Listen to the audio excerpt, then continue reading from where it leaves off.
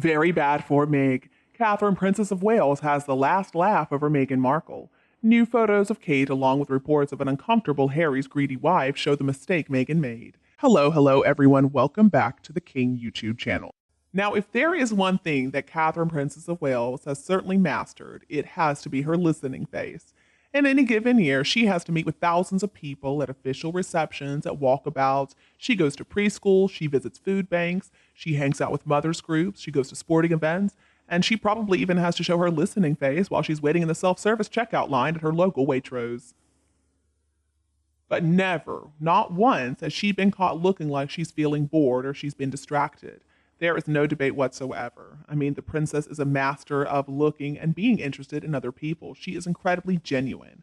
And on Tuesday, we got another amazing round of Catherine's active listening photos as she was visiting a naval air base in her guise as a newbie Commodore-in-Chief Fleet Air Arm after she took over from the disgraced Duke Prince Andrew.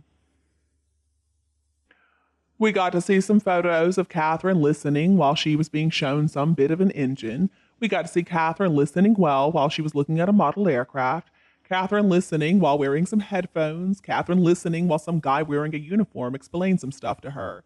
I don't know about you all. When I saw those photos, though, I thought to myself, I'm glad I'm not a working royal. There is no way I could have pretended to be interested in all that. But Catherine did an amazing job. And what is so fascinating is not that Catherine seems genuinely interested in all of this or that she fakes it so well. It's that overall Catherine looks like she was having a great time. We just need to look at the shot of Catherine getting the giggles while she was inflating a life jacket, images that were an absolute gift to newspaper editors. When Catherine is out and about in public, what has become so obvious is just how comfortable she is and how happy she seems to be taking in her role. Now, Tuesday's Catherine versus the life jacket outing came after the long interview that she and her husband Prince William gave to their cousin-in-law Mike Tyndall's podcast, The Good, the Bad, and the Rugby. They were there as the patrons of English and Welsh rugby, respectively. Catherine was laughing and she was chit-chatting for all 50 minutes of it, and the episode revealed some interesting stuff, among other things that she and William had never actually managed to finish a game of tennis because they are so incredibly competitive.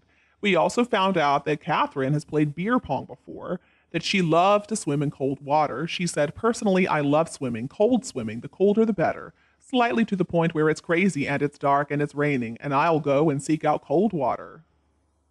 It was personal, it was so relaxed, and it was a lot of fun. Just think of the things that people used to say about Catherine about 10 years ago. People used to say that she was dull, that she was so uninteresting. I mean, people would never have thought that Catherine could do something like this. Back then, Catherine seemed like she didn't know how to act in public, but look at her now. She has really grown into her role, and it is a beautiful thing to see. And I understand. I mean, 10 years ago, Catherine was under so much pressure, and it has taken her a long time to go from this deer in headlights to a relaxed woman who understands what her job is. And today, a year after she became the Princess of Wales and got a lot closer to the throne, Catherine has never made her job look more enjoyable or easier. But sadly, we of course cannot say the same for her evil, greedy sister-in-law Meghan. Meghan spent much the past week very close to the UK and Germany after she joined Harry for the second half of the Invictus Games.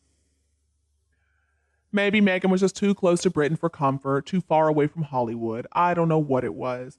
But she appeared to be a lot less comfortable than we've seen her in the past. The Telegraph's royal editor, Victoria Ward, who was at the game, said of Meghan, she is not quite yet in her comfort zone like her husband. She claps enthusiastically and hands out medals with a megawatt smile, but is not quite so relaxed. So it looks like one royal daughter-in-law looks more in her element than ever, and she seems to be totally settled in her public role, and the other seems to be floundering. And I can't help but wonder if this discomfort is because Meghan has tried to be so many different things in the last 5 years alone. For example, at this time back in 2017, Meghan was only just making her public debut with Harry at the Toronto Invictus Games. Does seem crazy to think about, right? And in that relatively short span of time since then, she has been a blogger, she's been an actress, she's been a working royal, an exiled royal, a podcaster, a documentary maker, and also participant. She has been a charity founder, she has been an investor in an organic vegan latte business, as well as an impact partner, whatever that means, with the fintech asset manager ethic. Now, when it comes to her career, I'm not really sure whether this list reflects the amazing power of her energy and her courage to throw herself into new things, or if it just shows that she's ready to shed professional skins and move on to the next thing way too often. Or maybe it demonstrates both. It is kind of looking like this jack of all trades, master of none approach is not working very well for Meghan or Harry.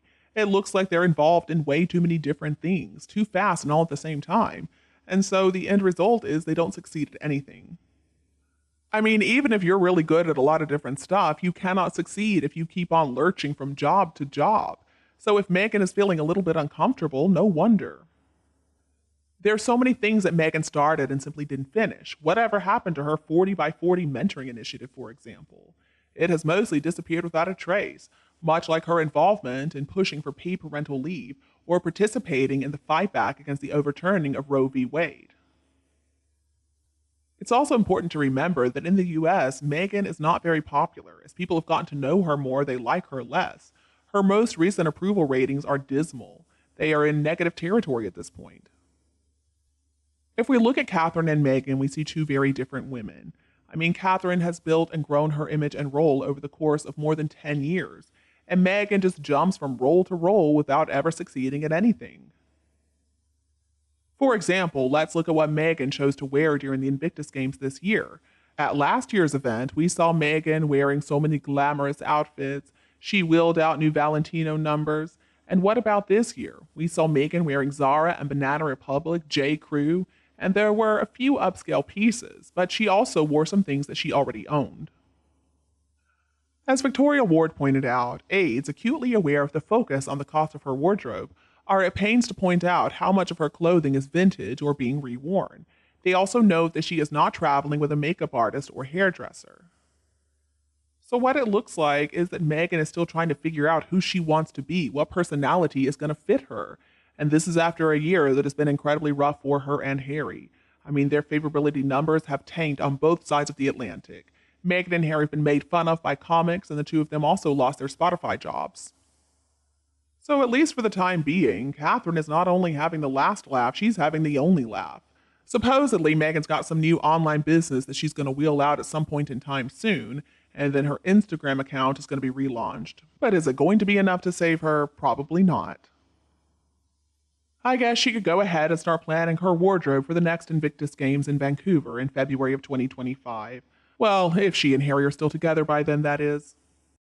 Alright guys, that is all for today. My video has ended. Again, thank you so much for watching and discussing with us. Please don't forget to subscribe to our The King YouTube channel to get more updates in the future. Thank you so much for tuning in. Have a lovely evening, and we'll be back to see you tomorrow. Bye.